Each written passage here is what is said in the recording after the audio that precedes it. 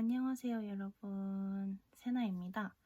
오늘은 많은 분들께서 요청해 주셨던 저의 이재유 공부 방법에 대해서 한번 소개를 해보려고 해요.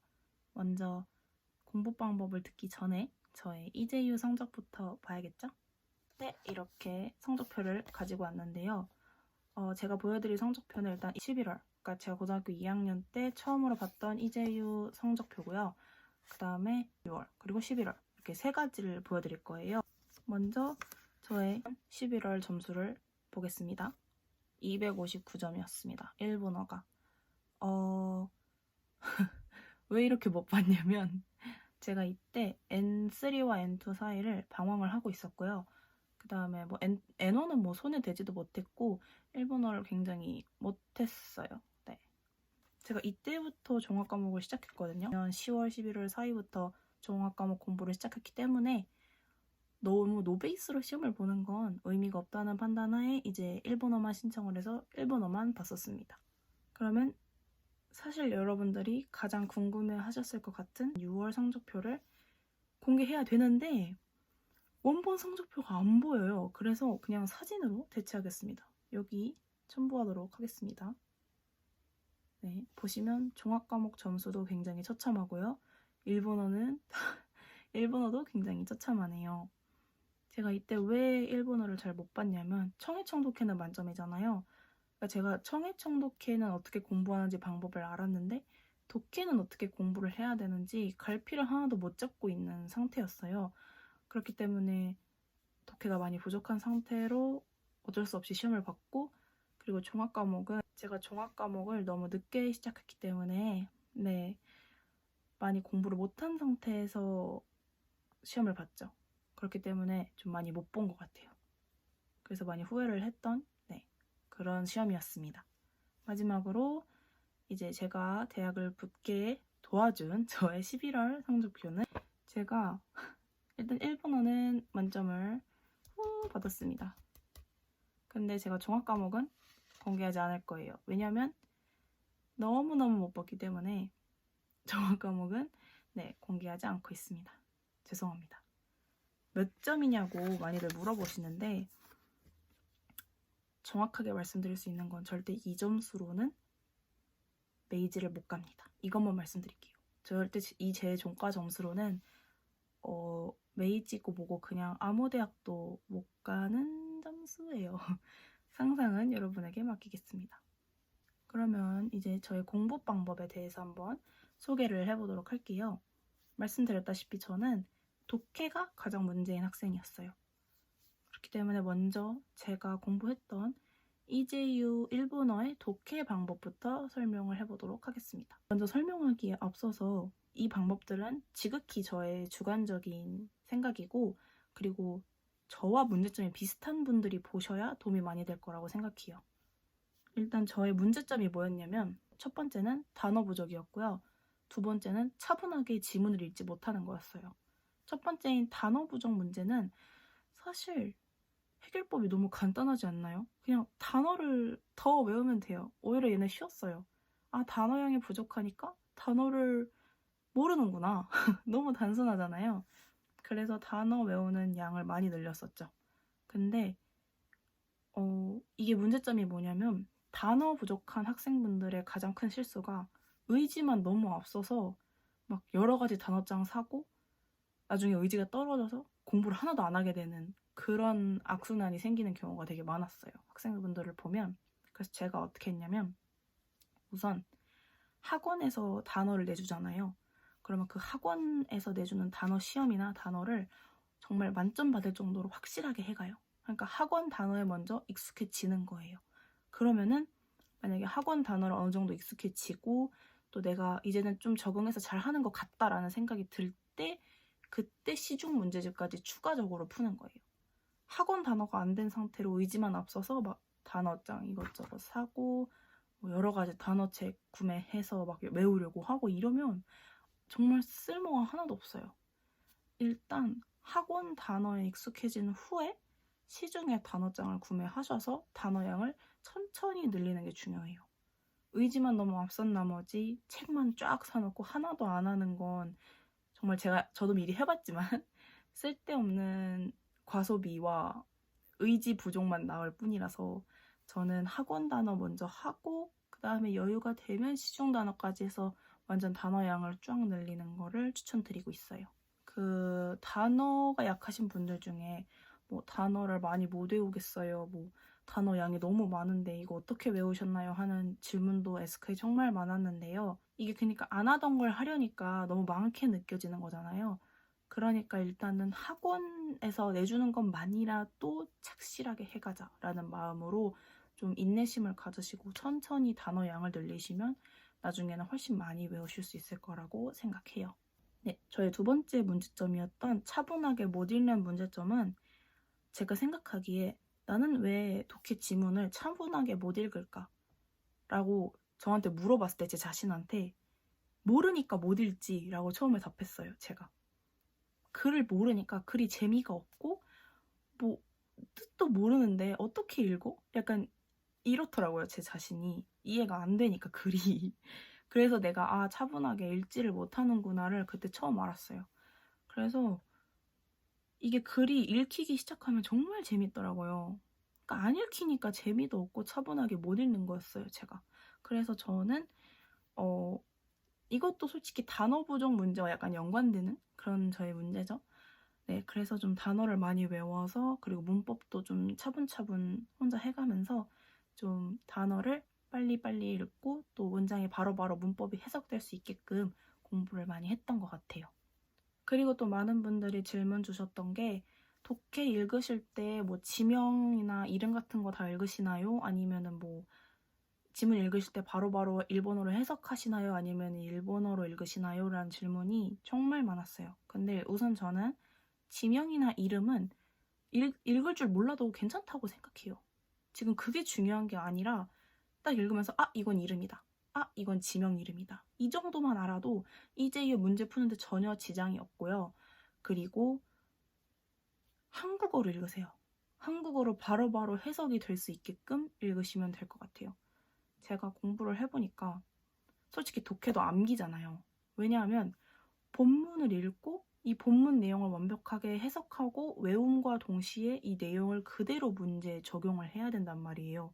근데 그 전에 문제를 먼저 읽으니까 문제에서 요구하는 게 뭔지, 예를 들어 필자의 주장은 무엇인가, 또 A가 가리키는 말은 무엇인가, 이걸 항상 염두에 두면서 암기한 채로 본문 내용도 암기하고 캐치하고 외운 걸 다시 문제에 적용해야 되는 엄청난 암기를 요하는 부분이 바로 독해라고 저는 생각을 해요. 그래서 이게 외우고 있으려면 모국어가 제일 편해요. 제가 해보니까 일본어로 읽으면 해석은 되는데 기억이 안 나요. 일단 저는 그랬어요. 그래서 저는 한국어로 읽을 수 있게끔 많이 훈련을 했던 것 같아요. 그리고 어떤 분께서 그렇게 한국어로 읽으면은 일본어 후리가나를 못 읽게 될 수도 있을 것 같은데 왜 한국어로 읽으세요? 라는 질문도 예전에 해주신 적이 있는데 후리가나를 못 읽을 수는 없어요. 이게 단어를 안다라고 얘기할 수 있는 기준은 저는 그러니까 한자 어떻게 쓰는지 알고 이 한자 뜻이 뭐고 그 다음에 후리가나가 뭐고를 세 개를 알아야 나는 이 단어를 안다라고 얘기할 수 있다고 생각하거든요. 만약에 한자 읽을 줄 알고 뜻 읽을 줄 아는데 후리가나를 몰라. 그럼 그 단어는 모르는 단어인 거예요. 그건 아는 단어가 아니란 말이죠. 그렇기 때문에 저는 한국어를 읽으면서 후리가나 까먹으면 어떡하지라는 생각은 한 번도 안 했던 것 같아요. 내가 아는 단어니까. 네. 만약에 후리가나를 까먹었다? 그건 그냥 본인이 모르는 단어인 거예요. 그러니까 그거는 전혀 관계없는 이야기라고 저는 생각을 합니다. 네, 그 다음은 저의 이제유 청해 청독해 공부 방법인데요. 사실 청해 청독해는 꿀팁이 없습니다. 정말 죄송하게도 제가 도움을 드릴 수 없는 부분이에요. 왜냐하면 저는 어릴 때부터 캐릭캐릭 체인지, 그다음에 꿈피 파티실, 세일러문, 여러 가지 애니메이션들을 전부 일본판 자막으로 봤어요. 네, 그래서 이미 어릴 때 거의 7살 때부터 봤거든요. 그래서 어릴 때 이미 일본어 귀가 텄어요. 정말 운이 좋은 케이스라고 저도 생각하는데 왜냐면 다른 친구들이 투니버스에서 애니메이션 볼 때 저는 일본어 원작 만화를 봤기 때문에 일본어로 된 자막 버전을 봤기 때문에 일본어를 너무 수도 없이 들었고 그러면서 또 자연스럽게 일본어를 접하게 된 케이스라서 저는 약간 좀 어릴 때부터 운이 좋았던 케이스였어요. 그 차이점이 어디서 벌써 드러났었냐면 제 친구들이 그러니까 초등학생 때는 다 애니메이션 주제가 부르고 다니잖아요. 그럴 때 저는 친구들이 한국어 버전으로 오프닝 부를 때 저는 일본어 버전으로 유일하게 불렀어요. 이걸 제가 언제 정말 웃겼냐면 꿈피 파티시엘 아시죠? 꿈피 파티시엘 오프닝을 한국판은 이제 아이유님께서 부르셨잖아요. 그 포근포근 달콤해 둥글둥글 부푸는 마음 이거 포근포근 달콤해 둥글둥글 부푸는 마음 이거를 저는 후와 후와 후와리 아마 그때 토록했죠 이렇게 불렀어요. 후와 후와 후와리 아마 그때 토록했죠. 그래서 저는 이미 어릴 때부터 일본어 노래를 완벽하게 외우고 그 가사를 전부 알고 있었기 때문에 약간 어릴 때부터 훈련이 운 좋게 된 케이스예요. 청해청독해가. 그래서 제가 항상 꿀팁을 드릴 수 없다고 말씀을 드리는 거였어요. 물론 그거에 안주하지 않고 청해청독해 공부는 따로 사실 한 적은 없지만 항상 이 귀가 트이도록 저는 노력을 했어요. 이게 언어를 제가 봤을 때 귀가 언어를 읽기 시작하면요. 눈이 있는 건 정말 한순간이에요. 머리가 있는 것도요. 그래서 저는 귀가 일본어를 잊지 않도록 계속 주기적으로 그리고 매일매일 일본어 노래를 들었어요. 사실 일본어 이 청해가 공부다 라고 생각하면 정말 듣기가 싫고요. 듣기가 힘들고 정말 짜증나요. 그렇기 때문에 저는 좀 즐겁게 공부하려고 노력했어요. 제 성격상 제가 왜 해야 되는지 이유를 모르고 또 하기 싫은 건 절대 못하고요. 억지로 못해요, 제가. 그리고 항상 뭘 배우든 공부하는 거는 재밌고 내가 좋아하게끔 만들어야겠다. 라는 게 저의 약간 공부 철학이었어요. 재밌게 공부하자. 근데 재미에 초점을 두는 게 아니라 좀 더 어떻게 하면 쉽게 받아들이고 내가 좀 더 덜 힘들게 할 수 있을까를 좀 연구를 했었는데요. 그러면서 저는 노래를 좋아하니까 노래를 많이 들었어요. 일본어 노래를 많이 들었고요. 그래서 맨날 그 사운드 클라우드에 보면은 웬만한 일본 노래 다 있거든요. 그래서 저는 사운드 클라우드 진짜 맨날 듣고 또 유튜브에서 좋아하는 노래 장르를 하나 선택해서 이제 막 파도 타기 하면은 좋은 일본 노래 많이 나와요. 그래서 저는 그렇게 해서 노래를 계속 들으면서 좀 청의 귀가 계속 트이게 있도록 일본어를 까먹지 않도록 노력했던 것 같아요. 그리고 노래를 들으면서 어떻게 공부를 하는지 여쭤보신 분들도 많았는데요. 우선 그냥 아무 생각 없이 듣는 게 절대 아니고요. 먼저 좋아하는 노래 장르를 딱 고르시고 그거에 맞는 일본 노래 하나를 골라주세요. 하나. 그리고 처음에는 그냥 노래를 즐겨주세요. 재밌게 그냥 뜻 몰라도 돼요. 그냥 막 아무 생각 없이 막 들어요. 그다음에 두 번째는 가사를 봅니다. 일본어 가사요. 그래서 들으면서 가사를 보면서 동시에 되게끔 귀랑 눈이 짝짝꿍을 맺어서 같이 가사가 읽으면서 귀가 들리고 하게끔 같이 들어줍니다. 그래서 자주 가사를 봐주시는 걸 추천해요. 이때까지 뜻은 몰라도 돼요. 그냥 들으시면 돼요. 그냥 일본어로 이렇게 말하고 있거나 뜻 아는 거는 아는 대로 알고 있으면 되죠. 처음에는 그냥 들어주세요. 그 다음에 그 과정이 익숙해지시면 한국어 가사를 찾아보고요. 모르는 단어를 체크합니다. 굳이 암기는 하실 필요 없어요. 왜냐면 그 노래 100번, 1000번 들을 거거든요. 계속 들을 거니까 자동으로 단어를 사실 암기할 수 있긴 해요. 자연스럽고 또 쉽게 받아들이면서 즐겁게 공부할 수 있는 방법인 거죠. 그래도 뭐 나는 굳이 따로 단어장을 만들어서 이 가사를 암기하겠다. 그건 정말 좋은 자세 아닌가요? 저는 그게 귀찮았기 때문에 노래를 100번, 1000번 들으면서 그 가사를 완벽하게 숙지할 수 있을 때만큼 아때까지 많이 들었어요. 그런 노래 가사들은 일본어 노래 가사가 사운드 클라우드에서는 가사가 제공되지 않아요. 그렇기 때문에 그 노래 제목을 네이버나 크롬 같은 데 치신 다음에 한국어 가사 보시면 블로그에 정말 많이 올라와 있거든요. 그렇게 하면서 들으시면 될 것 같습니다. 좀 더 나은 이해를 위해 제가 한번 예시를 보여드릴게요. 그러니까 예를 들어서 제가 진짜 많이 들은 곡이 그 하나모도키라는 곡이었거든요. 한번 들려드릴게요. 일단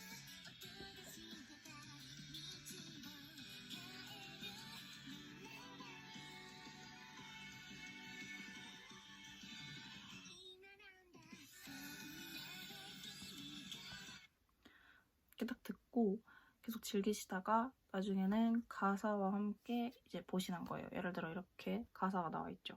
이거를 보면서 일본어 가사를 보면서 같이 귀각하는 거예요. 보여드릴게요.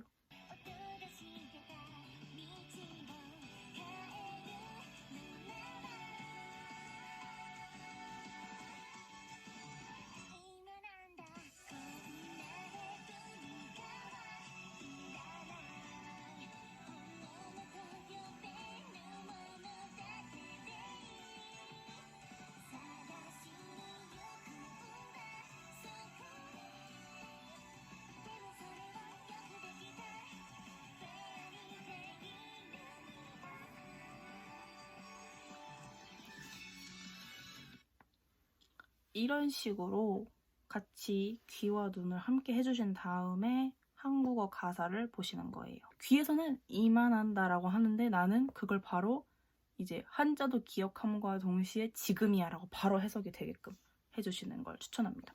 노래 하나를 잡고 그 노래를 완벽하게 해석하고 그 다음 노래를 듣고 다음 해서 계속 좀 쌓아가시면서 청해 공부를 해가시는 걸 저는 추천드릴게요. 네.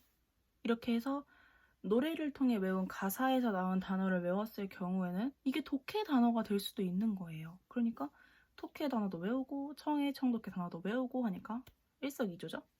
더불어서 저한테 라이브 방송에서 어떤 분이 시사어학원에서 가장 많은 도움을 주신 선생님 한 분을 꼽자면 어떤 분이냐고 여쭤보셨었거든요. 전 솔직히 말하면 한 분은 못 골라요. 두 분은 고를 수 있어요. 두 분은 딱 고를 수 있는데 한 분은 강남시사의 황금자 선생님, 그리고 한 분은 종로시사의 유충렬 선생님이에요. 제가 일본어에 그렇게 자신감이 없었었어요. 못하는 걸 나 자신도 알았으니까요. 3월인가에 유충렬 선생님 반을 들어갔죠. 400반 수업을 들어갔죠. 그렇게 해서 처음 유충렬 선생님을 배웠는데 일단 유충렬 선생님 수업 방식은요. 일단 문제 예습하는 게 숙제였고요. 그다음에 단어, 그리고 청해 청독해 파일 한 번씩 더 듣는 거였다. 네, 이렇게 3가지였는데요. 제가 유충렬 선생님께 가장 감사한 이유는 저의 단어 부족을 해결해 주신 선생님이기 때문이에요. 제가 선생님 교과서를 보여드리지 못할 것 같은데 갖고 있긴 하거든요. 근데 제가 어떻게 단어 부족 문제를 해결했냐면 일단 유충렬 선생님은 단어장을 안 나눠주세요. 알아서 외우게 시키십니다. 예를 들어 어떻게 하시냐면 10페이지부터 20페이지까지야 라고 하시면 그 말은 즉슨 10페이지부터 20페이지까지의 문제를 풀어오고 10페이지와 20페이지 안에 있는 단어에서 단어 시험을 내겠다 라는 거예요. 그러니까 10페이지와 20페이지 사이에 있는 내가 모르는 단어를 알아서 정리하는 거죠. 이게 정말 좋았던 게 뭐냐면 학생마다 모르는 단어가 다 다르거든요. 그러니까 나는 나대로 모르는 단어가 있고 다른 학생은 다른 학생대로 모르는 단어가 있을 거란 말이에요. 그래서 약간 자기 부족한 점을 자기가 알아서 채울 수 있는 그런 단어 외우는 방식이 전 너무 좋았어요. 물론 처음엔 너무 힘들었어요. 아니 내주는 거 외우기도 바쁜데 언제 단어 정리까지 하고 그걸 다 외우지? 나 모르는 거 엄청 많은데? 라고 생각하면서 초반 한 달 정도는 너무너무 힘들고 다 틀렸었어요. 단어 시험 보면 다 틀리고 완전 못했죠. 제가 이번에 이재유 끝나고 좀 책장 정리를 하면서 많은 자료를 버렸지만 이건 아까워서 못 버리겠더라고요. 유충렬 선생님 단어 시험지 모음 특집이거든요. 네, 뭘 보여드릴까? 네, 제가 하나 일단 제일 못 본 거 먼저 보여드릴게요. 보시면 몇 개 맞았냐? 75개 중에 31개 맞았어요. 이건 거의 안 해온 수준이죠. 그쵸? 보통 이렇게 70개에서 80개 사이의 단어를 시험을 보시고요. 이게 거의 정말 초반 때 봤던 시험인 것 같아요. 그리고 이제 좀 적응이 되고 나서 제가 이거는 아마 언제였지? 한 5월달인가? 네, 그때쯤에 봤던 시험지인데요. 짜잔, 이렇게 다 맞았습니다. 휴후. 이렇게 학원에서 보는 단어 시험을 다 100점 맞을 정도로 익숙해지시면 그때 사설 문제집까지 푸시는 거예요. 단어 문제집. 네. 제가 진짜 너무너무 열심히 한 게 아까워서 얘네는 못 버리겠더라고요. 이 시험지들은. 그 다음은 이거다. 이렇게 저만의 단어 모음집을 만들었어요. 모르는 단어 정리해서 외우고 이제 유충열 선생님 단어 시험을 봤던 거죠. 이렇게 단어 모르는 거를 쫙 정리를 이제 이렇게 막 했었어요. 단어장 어떻게 만들어요? 라는 분들 되게 많이 계셨는데 지금 알려드릴게요. 피고 반을 접어주세요. 이렇게 딱 반으로 예쁘게 접어주세요. 그 다음에 여기를 한번 이렇게 여기도 반 접어주세요. 이렇게 하면 4칸이 만들어지죠. 여기 2번째 줄과 4번째 줄만 한 번 더 접어줍니다. 이렇게 접어주시면 됩니다. 이렇게 해서 어떻게 하느냐. 여기에는 일본어 단어를 쓰시고 2번째는 후리가나, 마지막에는 뜻 이렇게 해서 정리를 하시면 돼요. 진짜 나중에는 이 단어장, 이 종이 접는 게 정말 빨라져요. 습관이 돼가지고. 그래서 저는 이런 식으로 좀 단어 정리를 했었고요. 모르는 단어를 정리하고 외우면 진짜 완전 나만의 단어장이 되는 거예요. 그렇기 때문에 저는 개인적으로 이런 단어장을 하나 만드셔서 모르는 단어 쫙 정리하시는 걸 추천을 드릴게요. 그리고 2번째로 저한테 도움을 많이 주신 황금재 선생님 얘기를 한번 해볼게요. 황금재 선생님은 제가 강남 시사에서 6주 특강을 받았고요. 11월 시험 대비. 네. 근데 황금재 선생님의 가장 좋은 점은 저의 실전 감각을 높여주신 선생님이에요. 그러니까 차분하게 읽지 못하는 저를 좀 차분하게 읽고 실전 감각을 키울 수 있도록 도와주신 선생님이라고 저는 생각을 해요. 정말 2분 다 제 단점을 완벽하게 해결해 주신 선생님들이거든요. 일단 황금재 선생님은 수업 시간에 문제를 시간을 주시고요. 그거에 맞게 따다다다닥 시간 내에 푼 다음에 옆 사람과 바꿔서 채점을 하는 방식이에요. 정말 수업 시간이 굉장히 짧아요. 1시간 40분인가 그랬던 것 같은데 그 안에 독해와 청독해를 해야 되다 보니까 매일매일 할 수 있는 양이 좀 적었어요. 그래도 쌓이면 굉장히 양이 많은 그런 수업이었습니다. 나 물 먹다 흘렸어. 제가 항상 황금재 선생님 수업 때는 오답 노트를 만드는 게 아니라 책에다가 오답 표시를 했었어요. 단어 정리도 하기 바쁜데 무슨 독해 오답 노트야? 저는 그렇게 생각했거든요. 그래서 바로바로 문제를 읽으면서 틀린 문제에 대해서 이 문장의 근거가 여기 있고 답의 근거가 이 부분에 있고 뭐 내가 쓴 답은 이런 부분 때문에 틀렸다라는 거를 형광펜 표시 그냥 해뒀어요. 이게 밑줄 치는 게 정말 별거 아닌 것 같아 보여도 밑줄 치는 것만으로도 정말 도움이 많이 돼요. 왜냐면 중요 문장이 보이기 시작하거든요. 네, 한번 예시를 보여드리자면 역시나 제가 정말 아까워서 버리지 못한 황금재 선생님의 교과서인데요. 내용을 보여드릴 수는 없는데 이런 식으로 밑줄을 다 쳤습니다. 슝. 예를 들어 문제 하나는 보여드려야 될 것 같은데 단문 같은 경우는 이렇게 답의 근거를 표시를 해뒀고요. 이렇게 중문에도 똑같이 밑줄을 쳐주시고요. 바보구나. 이렇게 보여드리면 되구나. 죄송합니다. 이렇게 밑줄을 왕창 쳐서 공부를 했습니다. 전 솔직히 제 나름대로 여러 가지 공부 방법을 찾기 위해서 정말 많이 노력을 했다고 생각을 해요. 운 좋게도 현역 때 그 방법을 찾아내서 잘 공부해서 좋은 성적이 나왔지만 정말 저처럼 지극히 평범하고 또 성적이 잘 안 나오시는 분들께 또 많은 도움이 되었으면 좋겠어요. 말씀드렸죠. 저 6월 이재유 점수 311점. 근데 11월 때 딱 만점 나왔잖아요. 6월이 잘 안 되시더라도 너무 상심하지는 말으셨으면 좋겠어요. 정작 이렇게 영상을 찍으니까 좀 긴장해서 그런지 생각보다 많은 분량이 나온 것 같진 않네요.